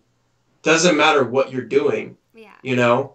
Because the more positive messages that are out there and the uplifting, the more we're all going to win, you know? Exactly. So, kudos to you on that, because not a lot of people get that. And, you know, a lot of people think that, like, when I post my positive stuff for the day, it's like, oh, he's just checking in and posting for his little whatever. But it's to me, it's, you know, I'm not gonna say anything about politics because too many people are talking about politics. Too many people are talking about whatever. There's an opinion. There's a narrative. No. You know what? For me, it's wake up and be the best person I can be today, and try to be nice to people. Try to be kind. Try to be supportive. That's it. And I hope that I can share that with people, and you do that. So. So do you guys you really send positive message and like just encourage. Like I read your bot thing in the chat and it's like your beautiful reminder. People need that. Like that you never know. Like in seriously, you bring people on your show and everybody has a good time watching. Like you're kicking ass and you're sending positive vibes to people. Well, Keep it up. It means a lot for me coming from you guys. Thank you. Yeah, but like that's what I'm talking about. Like just both of you guys, like, that same force, so coming together and working on stuff, and especially, like, just we've seen, like, the music video already. It's just, like, really exciting to see, because you both are just really, really talented, and just, like, I don't know, all that positivity and what you guys are putting out is just, like, a whole nother brand, which I'm, like, really excited to see, like, the new projects you guys are working on together. And I don't know what you can say about that, but, like, how much, like, of what you're working on, but... Go ahead, Brandon. Yeah, our next project is a short film, just so we can get a little more experience together and everybody can learn a little bit and make something we're proud of. It's going to be another gut puncher, I think. It's another one of those. It's coming from a very personal place. And a lot of people will probably relate to it, sadly, and whether they want to admit it or not. And yeah, it's pretty short, and to say too much about it would be kind of spoiling something. So I'm really trying to figure out how to deliver the message without giving away with that. It's an emotional drama. I mean, it's a short film. Peter's going to star in it. I'm going to direct it. I'm currently writing it, and it's just about going through really tough times in relationships, really, and just kind of human nature in that circumstance, and how we respond to things like that, and how we overcome just difficult times, especially in relationships. And yeah, I'm excited for it, and we hopefully will get it moving. I mean, hopefully a script is done by the end of this month, and hopefully it's not a very demanding shooting schedule. Probably just do it in a weekend. I imagine we'll be able to accomplish it in a weekend, and get it done before this summer is our goal. Again, like we said earlier, we don't want to rush it. We want to be prepared, which is one thing we learned. So if the stars don't align and we can't pull that off, we're not going to force it. But I don't imagine we'll have trouble doing that. But yeah, and then we have something bigger that we also want to do, which is like a post-apocalyptic feature, which is kind of a combination of a lot of things that I've liked, some elements of Bird Box, Walking Dead, World War Z type stuff. But that's just the concept of that is so big that it's one that we're kind of going to go, that's the one we want to go all out on. And we're going to kind of pull every string we have in terms of getting people to act in it, getting crew to work on it, and spending the money to do it, and getting the money to do it in the first place. So that one, we're going to make sure that we are experienced and in a comfortable place to pull that off. So that's somewhere in there. But right now we're focused on this really emotional, just kind of exploring human nature and the emotions that come in difficult times between relationships with people. Yeah. So yeah, we're gonna really hit this one hard with the short film. And Brandon and I are actually gonna be at the Merrimack the Merrimack Charity Bash. Yeah, there's two things going on that weekend. The Merrimack Charity Bash, which is on Saturday, May 25th. We're both going to be there. I'll be performing actually music in Atlanta, and hopefully on that event we'll be able to. I'm hoping to at least to show a trailer. I know he's very cautious about dates and stuff like that. That's May 25th. I feel like we can at least have something by then. Maybe I'm overly ambitious, but I think that'll be a really cool time to let people know like what's happening live and in person. But regardless, we're both going to be there, and I think that with me and Brandon, it's definitely big picture. Goals and ambitions. Obviously, this short film is a passion project, but this this bigger one that we've been talking about. It's a big project, but it's also very realistic when you talk about two people that actually are in the industry and know how to pull resources, and not to toot our own horn, but we know what we're doing, and we're still working on it, but we know what we're doing. And not only that, but we have a really strong community of people that we support, that support us, which is why, like I said, I think it's so important that we all support each other, because I think this is something that when we shoot this, the bigger project, I mean, we're going to involve a lot of people, and from the inception of it. Again, maybe I'm speaking out of line. This is Brandon's project. I'm just talking, but okay. Yeah, but I feel like this is going to be something that, like, people are, just your reaction alone when he said post-apocalyptic, and you're like, Yes. like, I want people to, like, have that same emotion and that same feeling, months and months and months before this even, like, gets shot, and then when it gets released, it's like, there's so many people behind it, but not just fans of it, people that actually helped, bring it to life. So I'm excited, yeah. Peter, if we do get to a point where we're able to pull it off, man, Peter's gonna have to act his ass off, because I told you I like the emotional, stories, and this one, I mean, it's post-apocalyptic, but that doesn't mean it's not character-driven and packing that same punch I like to put in there. Oh yeah. Oh my gosh. Yeah. So we'll see. Hopefully we get there. I think it's a very realistic thing. It's very achievable. We just have to stay focused and earn the trust of the people who would have to support it, really. Yeah. Prove what we're capable of. Anything's possible if you put your mind to it, right? I couldn't agree more. Look at this. This is the positive message we're talking about. You're the best. It's amazing. It's like low key because you just like said post-apocalyptic, so I'm like horror, yes, and then you said like a really dramatic story, so I'm like, oh yes, it's like low key. I want to see this made, so I'm gonna be pushing it. I'm like, yeah. Oh yeah.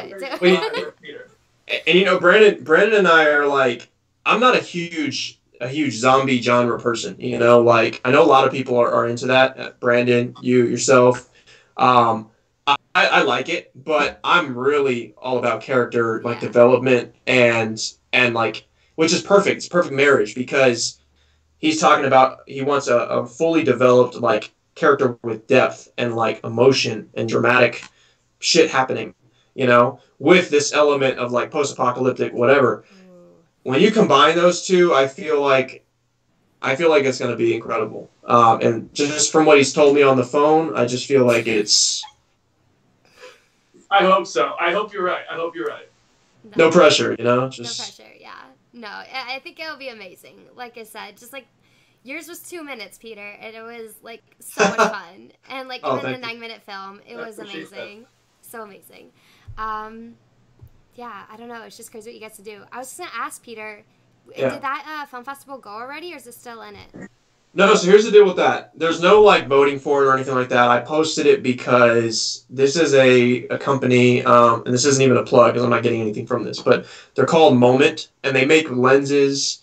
They have, like, film apps and stuff for phones, but they make lenses for phones that basically allow you to shoot more cinematically. And they're hosting a festival for filmmakers, mobile filmmakers, to basically do a short film within 3 minutes. And they have, like, different categories: narrative, travel, some other stuff. My category was narrative, which is storytelling. And they're choosing 3 finalists from 5 different categories, so 15 finalists total. And they're going to New York. The finalists will be going to New York in April. So the deadline is March 17th.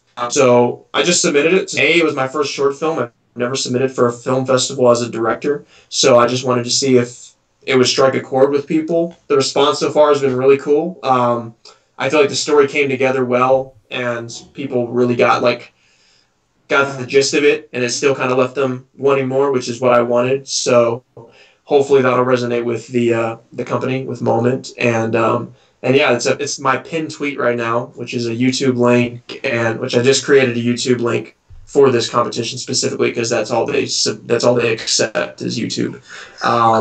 But it's my pinned tweet, and it's out there now for viewing. Yeah, So. Mods, if you guys want to hit ! Peter Short, you guys will get the link to that short film. And if you hit ! Stay, you'll get Brandon's short film. You can click on the link right now. Watch that instead of the interview. Thank you, mods. Okay, so I literally just have just a couple quick questions from people in the chat who have been asking. Yeah. And then one more question, which is similar to the one I asked last time, but I'll save that for the last time because I think you guys will have fun with it.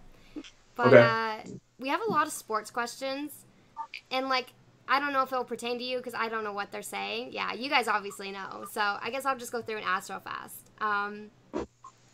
Where'd it go? Who do you think is gonna win the NCAA men's basketball tournament? Oh, wrong question for me. I don't know. Probably Duke, but Tennessee, I hate to admit it, is just such a good team this year. But Duke and Zion Williamson, and Coach K. But last time South Carolina played Duke in the NCAA tournament, South Carolina caught that dub and advanced to the Elite Eight. So I don't think South Carolina's even going to make the tournament, unfortunately.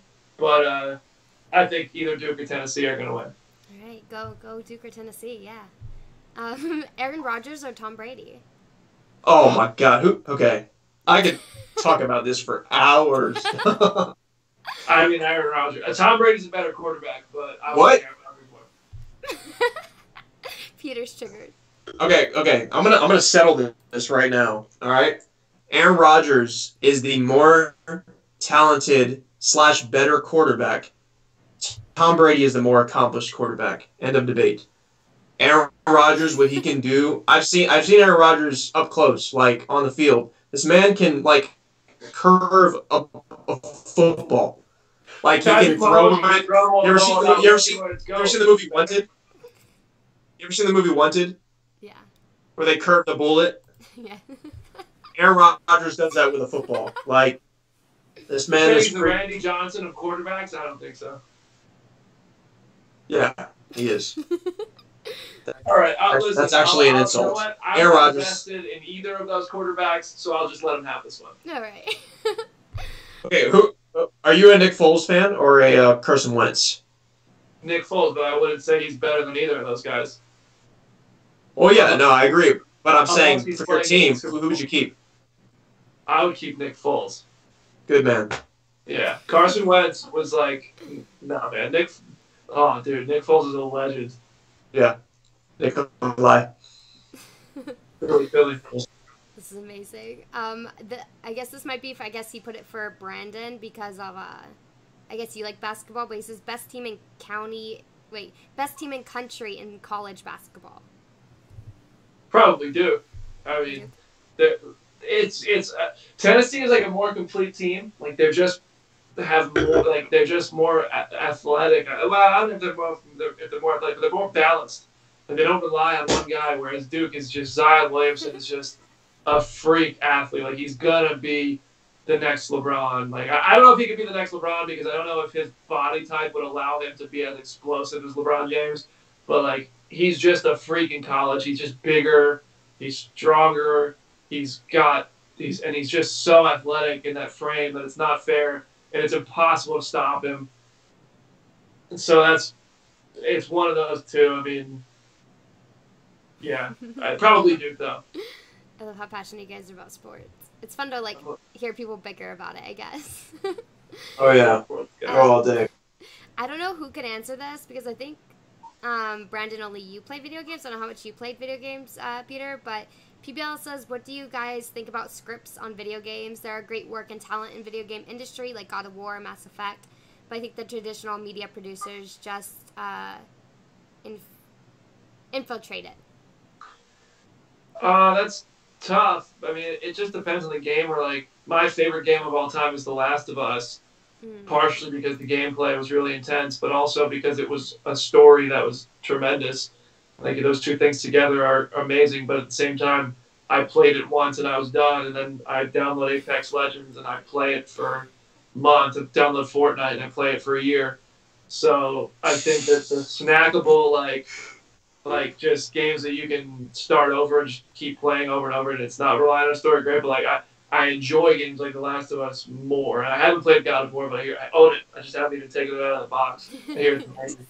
But yeah, I love games with a great story. The Last of Us story was incredible. It was so good. Yeah, it's really heart-wrenching. Especially, like, it gets you in the first 10 minutes. Like, you're just like, wait, what? All right, you think that's tough. Wait till Peter and I make that movie.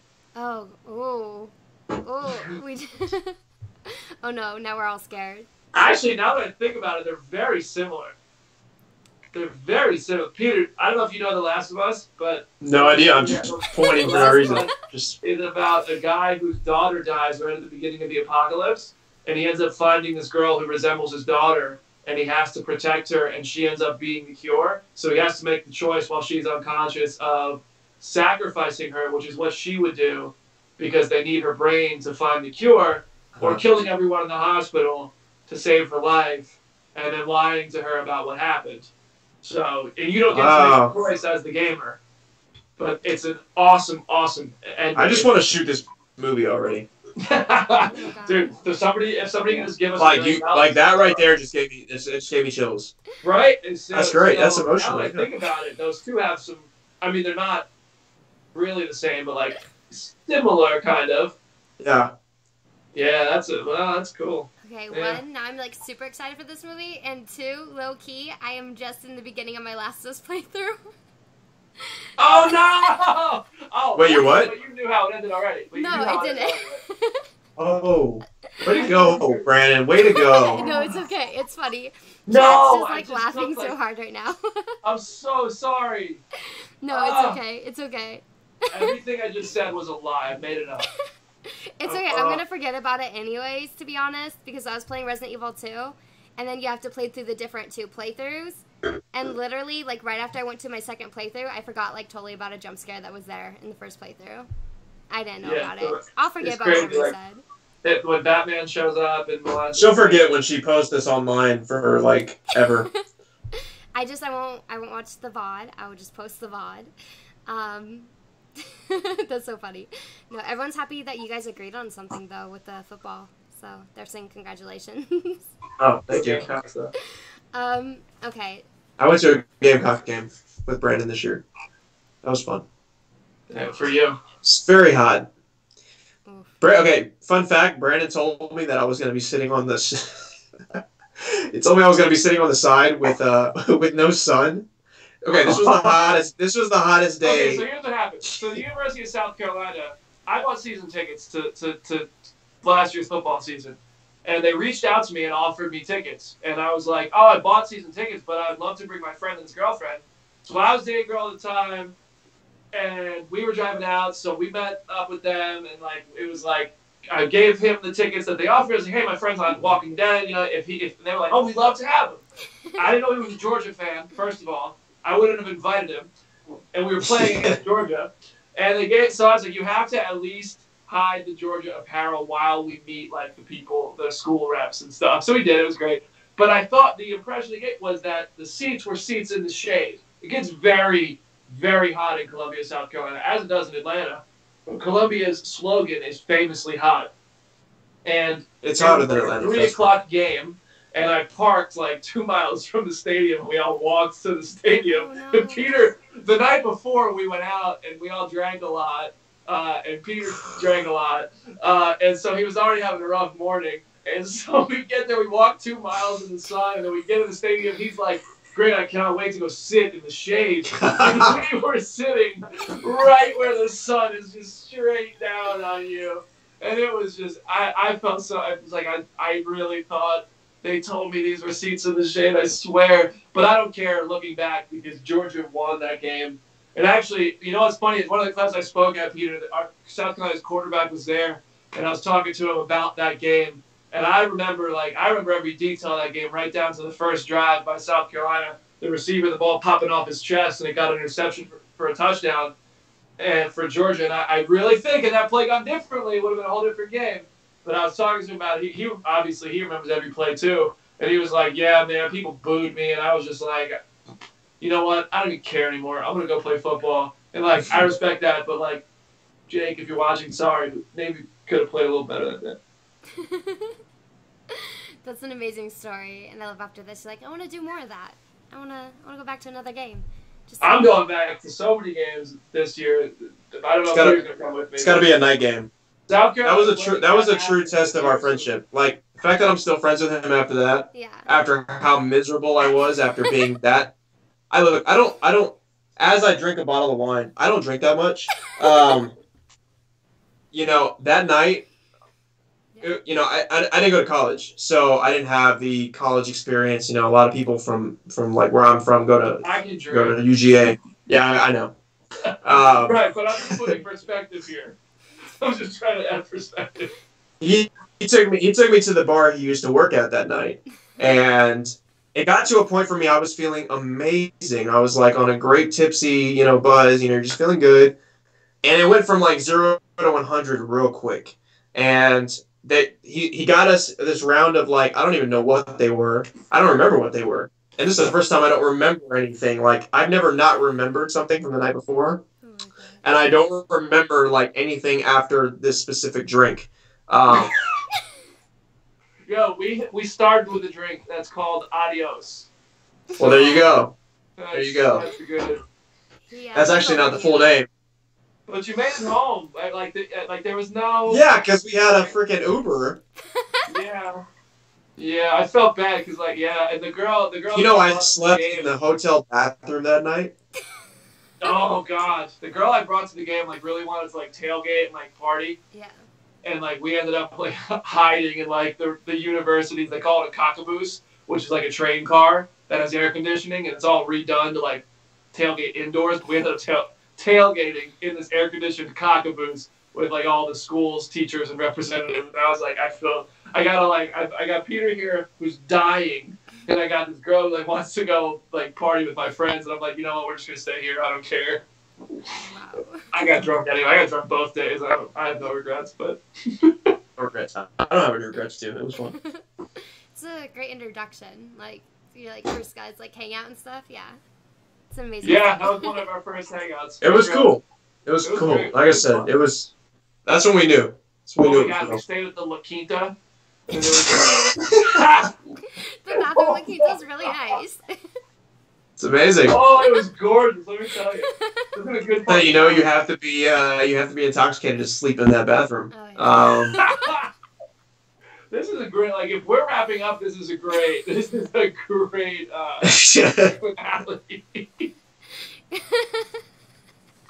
Oh, man. Good times. No, it's amazing. It's probably my favorite part.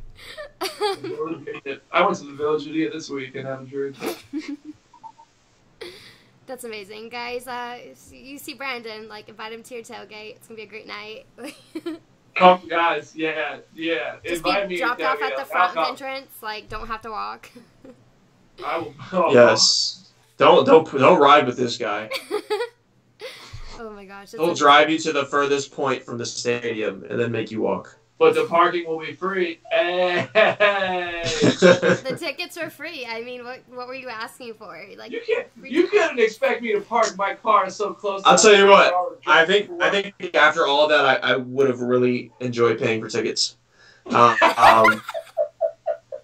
Listen, dude, my car is probably my most prized possession. You couldn't expect me to park it next to all those drunk people close to the stadium. They're drunk wherever you go. It doesn't matter how. I mean, how far we were. No, there were people from the game at that part. I think those are the people you got to be most worried about.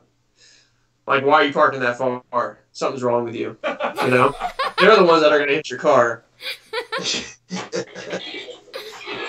Here comes Thanos. That's for you. It's actually pretty awesome. Oh, God. Starts disappearing. Oh, Chelsea, look. Yeah. Oh my goodness! Oh, you got him. The little. Yeah. Yes. I keep it over here on my desk. Yay! I'm glad. I love. Everybody who doesn't know, Chelsea sent me this after I told her that I was a huge Game of Thrones fan. So. So you wanted Cowdroga, you needed something, to a visual to be yeah, I want to be there one day, Yes. I'm manifesting becoming a Dothraki in the Game of Thrones prequel. So yeah, he did a fake audition for me yesterday. It was wild. Oh my goodness. Yeah. Wow. For 10 minutes, I spoke nothing but Dothraki. Well, my version of Dothraki. And I actually went to a Mexican restaurant and I ordered everything in Dothraki. And they understood.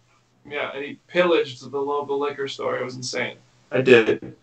Which is where I got this bottle of wine. That's all I escaped with. But we did get Mexican, but none of this happened. This would be a better sketch idea. We just need a sketch of 10 minutes of Peter acting like a Dothraki, like just going around to normal stores. Acting the actor who takes the audition too seriously. Yeah. I think we're on to something. I'm down. That would be awesome. That'd be amazing. Doing that, okay. So, if you got to bring one TV character from Lost or Game of Thrones with you into the zombie apocalypse, who would it be? Oh, I already know. Go ahead, Brandon. Probably John Locke, man. That dude knows what he's doing. John Locke. Okay. Gotta trust him. You gotta. But like, I mean, none of the characters on Lost would win over any Like the best character on Lost would probably not be as good in the apocalypse as the worst character on Game of Thrones. Game of Thrones is like they're all so like they carry swords. Yeah. they're good. Jon Snow, dude. True. I haven't watched Lost, so and Brandon's always giving me crap about that. But Brandon, you've watched Breaking Bad though, right? Brandon? No. Oh no. Okay, I actually legitimately didn't know if you had watched that or not. That's not what I thought you were gonna ask me though, but no. Okay. Well, shame on you. I only say that because every time I say like I haven't watched Lost, this is funny. Okay, let me just get back to the question. So, no Lost character because I don't know, but Okay. Game of Thrones, I would definitely choose Bronn, the right-hand man to Tyrion, and then Jaime, the one who teaches him how to fight with one hand. That way you can kill the walkers with one hand. You're good. The other one could be doing other stuff, grabbing supplies. Yeah, well, no, the guy who you know Bronn, the guy who God, what is he? He's the knight who trains, who's the bodyguard of Tyrion. Yeah. The dwarf. Okay. And yeah. then he's just really the first funny. season. Well, oh, that's right. You have. Oh my God, what's wrong with you people? Yo, Hey, I just want all the people watching to know, okay, that Chelsea hasn't seen Game of Thrones and Brandon hasn't watched Breaking Bad. Breaking Bad. I said Breaking Bad. Relax, Breaking Bad. How have you not seen Breaking Bad, and how have you not seen all Game of Thrones? I'm sorry, I've rewatched The Walking Dead like so many times. Just trying to support the show. It's only 70 hours of Game of Thrones you gotta catch up on. Just don't tell AMC I haven't watched Breaking Bad. Yeah, they're just watching. Yeah. Don't tell them. Yeah, All right. I've seen it. I hate to cut this off. No, but I was I about do to have to run. Yeah, no, of course. Well, thank you guys so much for coming on. I really appreciate it. You guys can find all the information for Twitter and stuff in that. Just real quick, is there anything else you guys wanted to plug real fast about, or did we cover it all? I got a new rap album drop. No, I'm just kidding. Okay, damn. That's Peter's job. No, I would love to thank everybody who watched this and supports like anything we do, whether it's through my site, through my independent projects, like whether it's something I did or something with Peter. But I mean that means the world. Like I mean, sometimes I feel spoiled in what I do. Like I'm lucky that I get to wake up and enjoy what I do, and I always feel like I have to do so much more. But I don't know if that's my own thing or just like I just feel like I haven't done enough, and I have just such a determination to do more. And every once in a while I get reminded by whether it's through social media or just people who meet me at Comic-Con or just you on here, comment section. Like it means the world that people follow us and they respond to whether it's creative work, whether it's journalistic work, which sometimes is both. It's an incredible feeling that people support that. And I mean, a like, a favorite, a retweet, like, and that stuff, honestly, like, just people being engaged with content, like, they're helping me. Like, they really are. Like, people don't understand. Like, people clicking like on something, like, that, it's just a number, yeah, but at the same time, like, there are publicists who look at that, as Peter said, that, like, I've had this conversation with reps for studios, that determines who gets to go to certain events. So, like, people don't understand that really is helping me. and it means the world. Like, I try to interact with many people as I can. I love just giving back where I can, and I'm going to do a charity drive soon with Avengers coming out. I did it last year with the Vanderbilt Children's Hospital. We're going to do the crowdfund there and buy a whole bunch of toys and go deliver them. And I mean, obviously the short films and just the content on comicbook.com, but mostly, more than just promoting it, I would like to just thank everybody for the support. Of course. Well, thank you guys. Follow that, Peter. Good luck. Yeah. Right, yeah. Let me just plug everything, since you thanked everybody. You have more to plug. You have more to plug than I do. No. You know, honestly, thank you guys. Thank you, everybody who watched. Thank you, everybody who continues to support. And I guess the message, like, I just really want to leave people with is that, you know, everybody goes through their peaks and valleys. And, you know, Brandon, myself, Chelsea, everybody, you know, we all go through it. But people being constantly, like, supportive is you guys are the real MVPs. So thank you for that. And yeah, I'm excited about future projects with this guy, obviously. You know, a lot of people ask what's going on with me. I'm auditioning constantly. You know, TWD is always up in the air. Ask any actor on that show. They don't know what's going on. I don't know what's going on. We don't know. But it is what it is. And, you know, thank you guys. That's really it. Please check out the short film, though, because it's my first directorial debut, and I definitely want to know what people think about that. So that's my pinned tweet. Yes, like always, like for chat, giving back feedback to anyone like in the industry is like really, really helpful, because I'm sure for you guys, if you get any feedback, just people like it or not, it's amazing. But thank you guys so much again. Chat, hold on. I'll say goodbye to you guys off of chat. It's off of stream. But all right, guys, I'll be back on in a minute, and thank you guys again. I really appreciate it. Thank you guys. Awesome. Keep being just like